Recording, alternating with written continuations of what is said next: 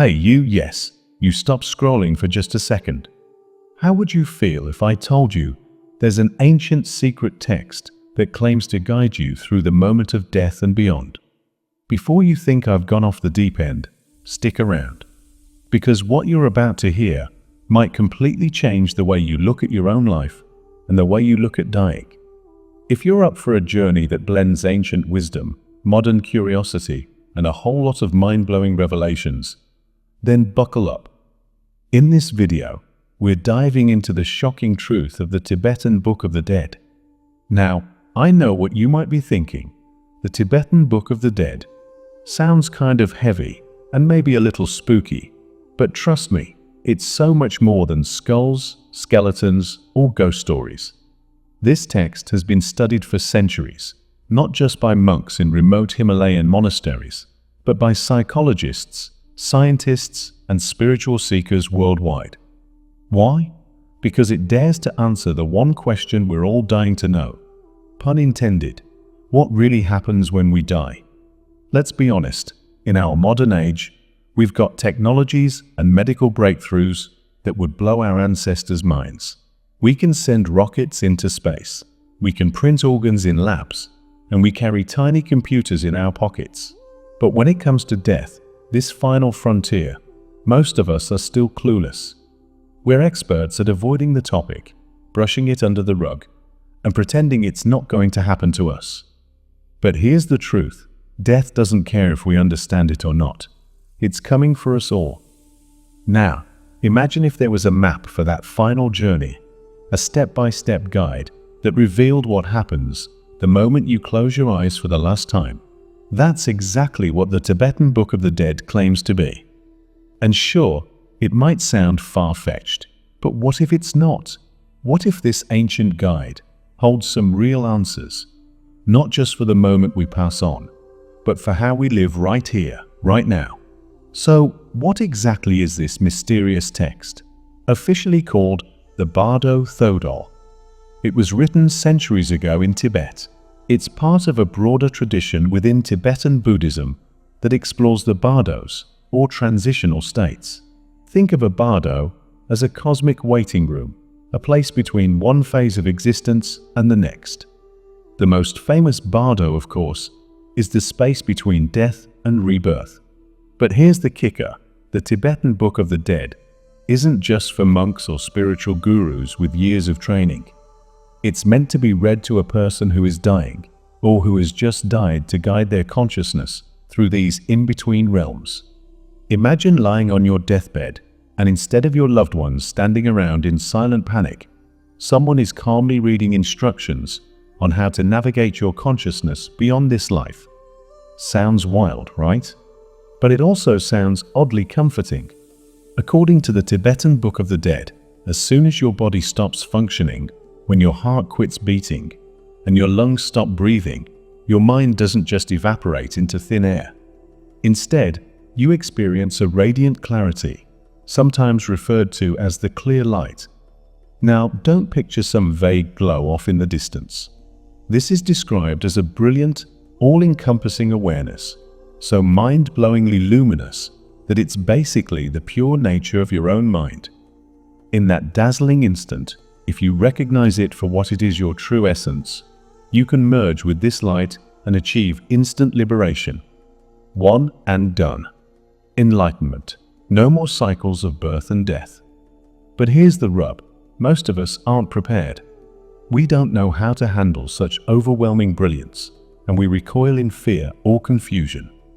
We cling to our old habits, our old fears, and we end up missing this once in a lifetime, or once in many lifetimes, shot at total freedom. If you miss that golden moment, you're not doomed forever. There's a second act known as the Bardo of Visions. This stage is like stepping into the IMAX theater of your own mind.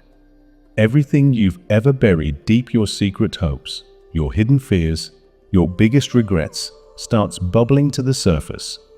They might manifest as peaceful, angelic beings or horrifying, wrathful demons. But here's the twist. These aren't external spirits or gods. They're you. Think of them as characters in a grand play. each one embodying a piece of your own psyche. The Tibetan Book of the Dead insists that if you can recognize these visions as projections of your own mind, you can remain calm, fearless, and ultimately free. That's a big ask, right? But it's like trying to stay calm while riding the craziest roller coaster of your life. If you can keep it together, you can change the outcome. If you fail to recognize and integrate all those illusions in the second Bardo, you move on to the third, the Bardo of becoming or rebirth. Picture this as a cosmic swirl of choices and emotions, like a massive cosmic dating app, except instead of searching for a soulmate, you're searching for your next life. And guess what draws you to one life or another? Your own karma, desires, and attachments. It's like you've got a karmic magnet inside you, and wherever that magnet lines up, that's where you'll end up reincarnating. The Tibetan Book of the Dead says your mind, in its unsettled or uncertain state, seeks out a new womb, another physical existence that matches the vibrations of your current mental state. It's mind-bending stuff, but it also points to a deeper truth. Every choice you make in this life impacts where you might end up next. Okay, so maybe you're not 100% convinced about literal reincarnation. Or maybe you're all in, crystals on your nightstand and sage in your pocket. Either way, the teachings of the Tibetan Book of the Dead can apply to every single person, religious or not. The big idea here is that we're constantly in transition. Every day, we face mini-deaths, relationships ending, jobs changing, or even waking up from sleep. What if we treated all these transitions the way Tibetan Buddhists treat the final transition? Imagine seeing every shift in your life, every heartbreak, every layoff, every end of an era as an opportunity for growth and renewal. That's the real power here. It's not just about what happens after you die. It's about how you live before you die. You might be surprised to learn that a lot of what the Tibetan Book of the Dead describes mirrors modern near-death experience reports. People talk about seeing a brilliant light, feeling immense love, encountering otherworldly beings, and going through a sort of life review. Of course, some scientists say it's all just the brain firing off in weird ways when deprived of oxygen. But others wonder if there's more going on, something that points to consciousness extending beyond the physical body. I'm not here to tell you what to believe, but isn't it intriguing that ancient texts and modern experiences line up, at least in part? It's like two puzzle pieces from different worlds fitting together just enough to spark a flood of questions. Is our consciousness bigger than our brains? Could we really be traveling through these bardos without even realizing it? Tibetan Buddhism encourages you to prepare for death as if you're training for the most important event of your life, because, well, you are. They meditate on impermanence daily. They chant mantras that remind them of the nature of reality. They practice compassion so their hearts and minds are open when that final moment comes. Think about it. If you woke up every morning genuinely aware this could be your last day, would you waste time on petty fights? Would you bury your dreams under a mountain of doubt? Or would you live with a sense of purpose, courage, and fierce love for everyone around you? I'm betting you'd choose the latter. And that's exactly what the Tibetan Book of the Dead invites us to do. Let the knowledge of our mortality inspire us to live bravely and fully.